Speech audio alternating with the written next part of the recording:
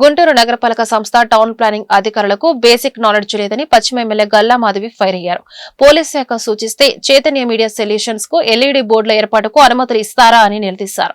గుంటూరు నగరంలో అనధికారికంగా వెలుస్తున్న హోర్డింగ్లపై చర్యలు తీసుకోవాలని కౌన్సిల్ సమావేశంలో మేయర్ కు విజ్ఞప్తి చేశారు. గతంలో ఎన్నోసార్లు దీనిపై ఫిర్యాదులు చేయడం జరిగిందన్నారు.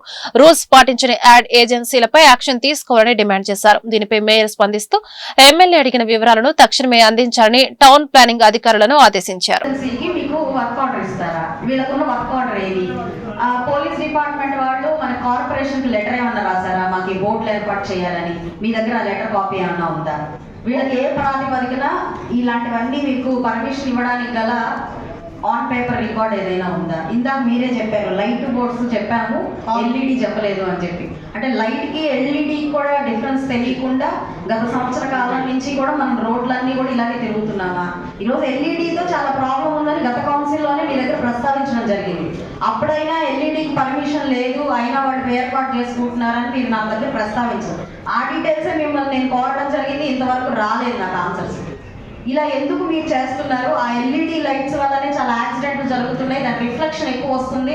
కరెక్ట్ గా డౌన్ లో దిగి ఫ్లైఓవర్ డౌన్ లో దిగిన వెంటనే బోర్డ్స్ కనిపిస్తుంటాయి, ట్రాఫిక్ సిగ్నల్స్ దగ్గర బోర్డ్స్ కనిపిస్తూ ఉంటాయి. ఏ లైటింగ్ తో వేయాలో కూడా ఒక బేసిక్ నాలెడ్జ్ లేకుండా వాళ్ళు దాన్ని కంటిన్యూ చేస్తూ ఉన్నారు.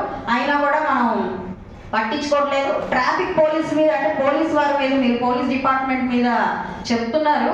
యాక్చువల్గా పోలీస్ డిపార్ట్మెంట్ వాళ్ళే స్వయంగా వచ్చి చెప్పిన విషయం ఏంటంటే బోర్డులు ఏర్పాటు చేసుకున్నారు, సిగ్నల్స్ మీద అవగాహన కల్పించే యాడ్స్ ఒక ఓవరాల్ గా దాంట్లో 10 స్లైడ్స్ వస్తే అందులో దగ్గర 6 స్లైడ్స్ ట్రాఫిక్ అవేర్నెస్ క్రియేట్ చేసే స్లైడ్స్ రావాలి.